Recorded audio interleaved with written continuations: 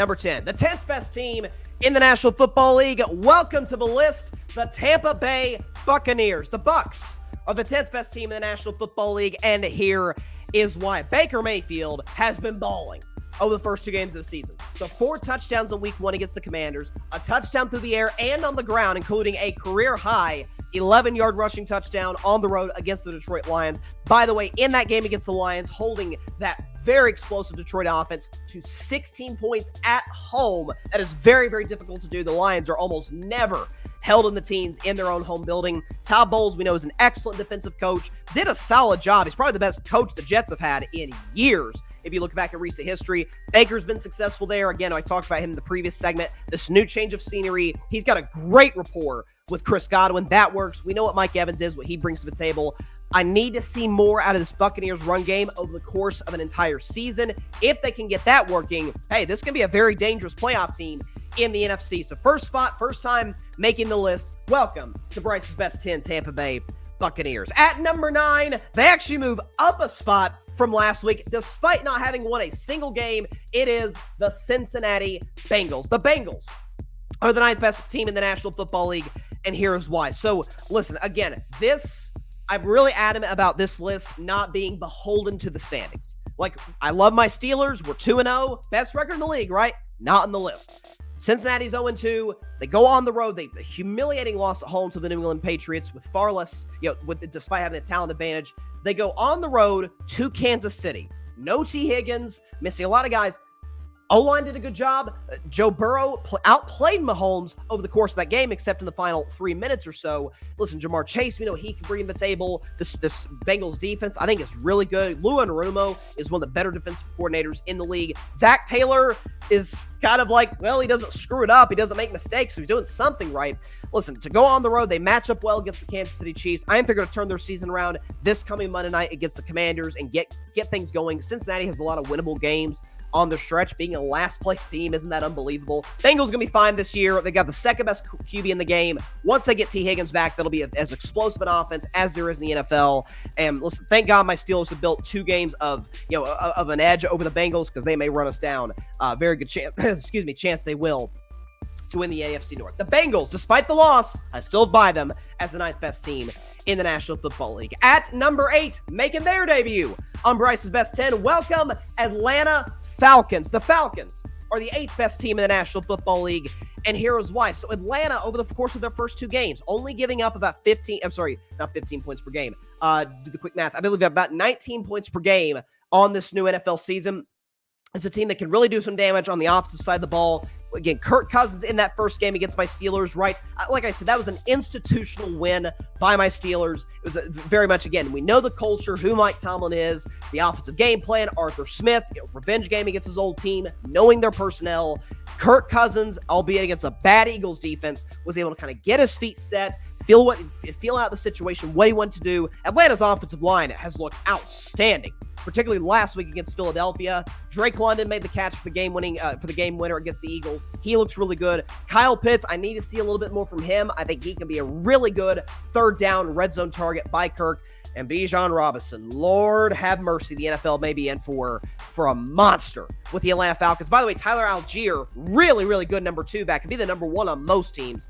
Atlanta's got a great O-line, really talented offense, a lot of great weapons. I like what Raheem Morris has done with the defensive side of the ball, adding Matthew Judon, who got a sack against Jalen Hurts. Lots to like about this Falcons team. I'm not totally sure if I buy them to go on a deep playoff run, but it's undeniable what they have in their roster right now. The Falcons are the 8th best team in the National Football League, in their same division, and also making their debut for the first time ever on Bryce's Best 10. Welcome, New Orleans Saints. The Saints are the 7th best team in the National Football League, and here is why. So, it's hard for me not to put a team. Listen, they smoked Carolina. Newsflash. A lot of teams going to do that this year. But to go on the road to Dallas, a team that had won 16 straight regular season home games in a row dating back to 2 seasons ago, to go in their building and absolutely punch them in the throat for 60 minutes straight. Alvin Kamara, 10 touchdowns over the course of the last 2 seasons. He had 4 in this game alone. 4 touchdowns from my man Alvin Kamara. Go Vols. Olave's really talented. That kid Shaheed can freaking fly, offensively. Derek Carr, Almost had a perfect passer rating against the Cowboys in Arlington. If not for that interception, he may have. Listen, this is a very well-coached team on the offensive side of the ball with Gary Kubiak's son. Is it Clint Kubiak? I think is his name. Kubiak. Very, very smart guy from the Shanahan tree. I mean, look, the Saints have, I think they've scored in their first 10 drives of the season. It's pretty unbelievable what they've done, over the course of this first part of the season. Defensively, to be able to hold CeeDee Lamb in check with no Marshawn Lattimore, I get some of that is that Dallas's receiving core after CD isn't very good, but still very impressed with what they did on the defensive side. Dennis Allen, I still don't buy him as a head coach in the NFL. I do buy him as a defensive mind in this league, and I certainly buy Kubiak as a smart offensive mind. Son of a coach from the Shanahan tree. It works very, very well. They're going to play the Kansas City Chiefs in short order. That'll be a very big kind of litmus test game for them. Big game coming up for them at home against the Eagles. The Saints are the 7th best team in the National Football League. At number 6, a team moving up a few spots from last week, it is the Houston Texans. The Texans are the 6th best team in the National Football League, and here is why. So, very uneven game for the Houston Texans. Listen, defensively, they were unbelievable. After kind of a rough showing against the Indianapolis Colts, Texans were outstanding on the defensive side of the ball against the Chicago Bears. They blitzed early. They blitzed often. Got to Caleb Williams on a consistent basis. They did a good job of kind of holding DJ Moore in check. Offensively, the first part of that game, I'm like, man, Houston could have put up a 30-burger here with Stroud and Nico Collins, bullying guys and bounce off like a bowling pin in the end zone. CJ Stroud making unbelievable plays outside the pocket with his arm, with his legs. Joe Mixon really talented. Stephon Diggs.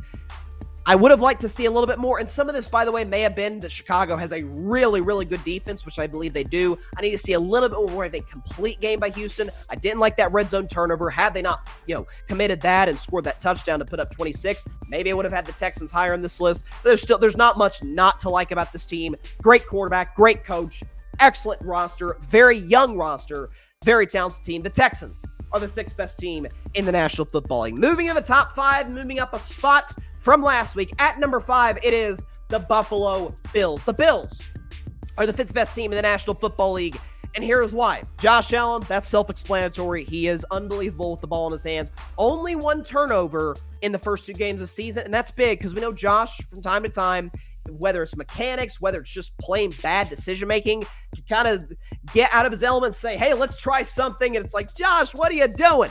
Cut that out. He's really good. James Cook is a star in this league. He's not a superstar. We got to see a little bit more from him. Part of the reason I like the Bills above, every team that in that division more than most people is because they found an identity. They found their running game with an excellent young OC in Joe Brady. Offensive line in Buffalo is the best Josh Allen has ever had. And defensively, I mean, listen, they had a great second half against the Cardinals. And in this game, albeit it was the Tua concussion game, but holding a very explosive Dolphins offense to 10 points in Miami. So, listen, this is a Bills team that's got some momentum from the second half or really the last quarter of last season. Love what they bring to the table. Sean McDermott, for all of his faults, does a good job with that defense despite some of the missing, big names that we've seen from them in the last few years. If Buffalo can continue to run the football like this with those really talented tight ends, they run a lot of 12 personnel, Buffalo can make some noise in the AFC. Like, this is, folks may not view this as their best chance to dethrone the Chiefs. I think it may be, just because they finally have a running game. Josh Allen is great, and their defense, I think, can still be really good under Sean McDermott. The Buffalo Bills are the 5th best team in the National Football League. At number 4, dropping a spot, 1 spot from last week, it is the San Francisco 49ers. The Niners are the 4th best team in the National Football League, and here is why. So, you'll see a team above San Francisco that also lost over the course of the weekend, but didn't fall. And Niners fans will be like, hey, why did you give us the benefit of the doubt? Well, it's pretty simple. Injuries. Christian McCaffrey on IR, Deebo Samuel out the next couple of weeks. So losing 2, to me, if you take out Trent Williams, the key pieces for this Niners offense to work consistently in Deebo Samuel, who could do everything offensively. And the same can be said about Christian McCaffrey. George Kittle dealt with an injury last week against the Vikings. Hopefully, knock on wood, that's not going to be something that flares up in the future. It's still a really talented roster. I read a report today saying that Talanoa Hufanga, who's one of my favorite players in the NFL, has a chance to come back. That's huge. He's a difference maker on that side of the ball. If he would have been healthy for that Super Bowl against the Chiefs, maybe they win that game in Vegas back in February. It's an ultra-talented roster. Kyle Shanahan, Brock Purdy didn't have a very good day in Minnesota at all. Everybody deserves their bad game. I need to see, I talked about this, if Brock Purdy can continue to ball out without a less than perfect offense, essentially, in terms of skill position, guys, hey, then I'm in on Brock. And listen, y'all know I love Kyle Shanahan.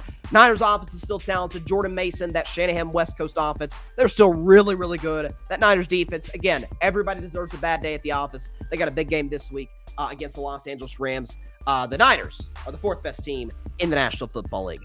Moving up a spot, a team that's starting to gain some traction in the eyes of the national media, but I believed in from the jump. It is the Los Angeles Chargers. The Chargers are the third best team in the National Football League, and here is why. So Justin Herbert, if you look at his numbers, it's like, it's fine. Pass ring's pretty good, but not that many yards. Herbert. But he hasn't had to. Jim Harbaugh, and I predicted this perfectly, would come into this organization and from the jump, because he does this everywhere he goes, institute a winning culture and a punch-you-in-the-mouth culture. He says, I'm going to draft Joe Alt in the first round to go along with Rashawn Slater, by far the best tackle duo in the National Football League. I'm going to add J.K. Dobbins, who I'm seeing on some MVP lists right now, 2 games into this year. Listen, the Chargers' defensive numbers are like ridiculous. They've only given up, I believe, I think 16 points. Is it 16 points in the first 2 games of this young season? Listen, we understand that a lot of that is the fact that they played the Carolina Panthers and the Las Vegas Raiders offense. My bad. They've actually only given up 13 points this season. So as they play tougher quarterbacks like a Patrick Mahomes, like some teams down the road, they'll be able to, those defensive numbers won't be quite as impressive. I'm sorry, there's not much I don't love about this team. Talented defense, Derwin James, Bosa, Mack, well coached with Harbaugh, good offensive coordinator Greg Norman, Justin Herbert. By the way, Quentin Johnston. We've been worrying, okay, who's Herbert's number 1 guy? Well, they get Ladd McConkey from Georgia, talented young guy. Quentin Johnston, who I loved out of the draft 2 years ago, but was starting to kind of look like a bust. All of a sudden, again, it's Carolina, so that's got to factor in as well. He looked pretty good. So Quentin Johnston, with this new coaching staff, this new regime, can step it up with McConkey, with J.K. Dobbins, who's tearing it up the league right now, with those tackles, Herbert, the defense. I'm telling you, this team, I said it from the jump, I strongly believe it, they will play in the AFC Championship game in Arrowhead against the Chiefs. The Chargers are the third best team in the National Football League. At number 2, didn't move a spot. I still believe in them. I've loved this team just like the Chargers pretty much before everybody else did. It is the Detroit Lions. The Lions are the second best team in the National Football League, and here's why. So look, again, Niners fans will say, man, why'd you drop us? Again, injuries. Niners suffer more key injuries than Detroit has. Again, everybody deserves a bad day at the office. First of all, they played a Buccaneers team that's pretty good. They're 10th on my list. Baker Mayfield's been outstanding the first 2 games of this year. But it's the simple fact of this, and we know Detroit's biggest weakness is if Jared Goff does not have time to throw the football, if he's facing pressure, he's a below-average quarterback. When he's not facing pressure with the best offensive line in the league, in my estimation, he's deadly.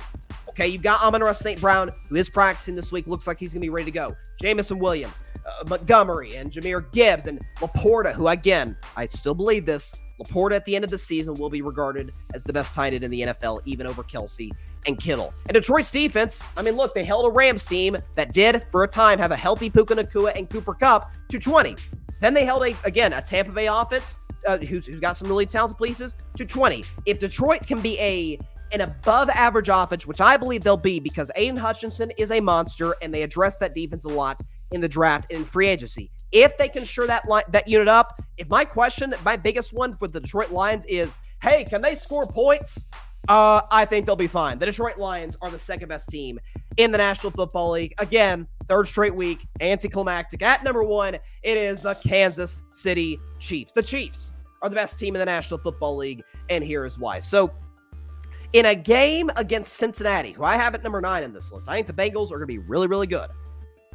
Yes, you're at home, but you're playing a Bengals team in which you commit not 1, not 2, but 3 turnovers. In a game where Patrick Mahomes, 151 passing yards, that's the lowest he's ever thrown for in a game that he played from start to finish. In a game where Travis Kelce, folks, had a single catch for 5 yards. In a game in which Joe Burrow, with no name guys outside of Jamar Chase, was playing really well, was cashing in in the red zone against this Kansas City defense. All of those things combined, the fact that the Chiefs had a penalty, contrary to popular belief, that obvious calls actually go against the Chiefs, just like they go for the Chiefs, believe it or not, on a 4th down and 6, it doesn't matter because they got the best quarterback in the world, best coach in the world.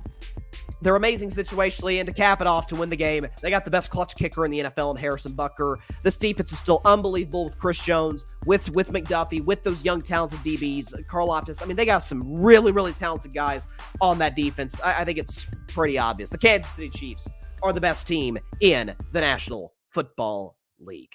Thanks so much for watching the show on YouTube, and be sure to go click that big red subscribe button and check out the other clips and full shows from Carving It Up Live, as well as our other incredible content creators here on the Grid Network.